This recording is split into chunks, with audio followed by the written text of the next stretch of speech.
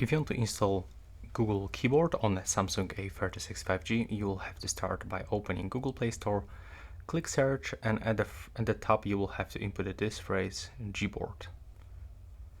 There we go. You will have to get this application and click on the installation button. It will actually take around a few seconds until you will get it on your phone.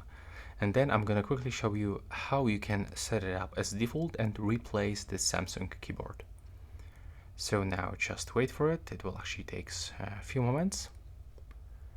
As you can see, now it is finished, so we can simply open it and click to enable in the settings, and here go into default keyboard.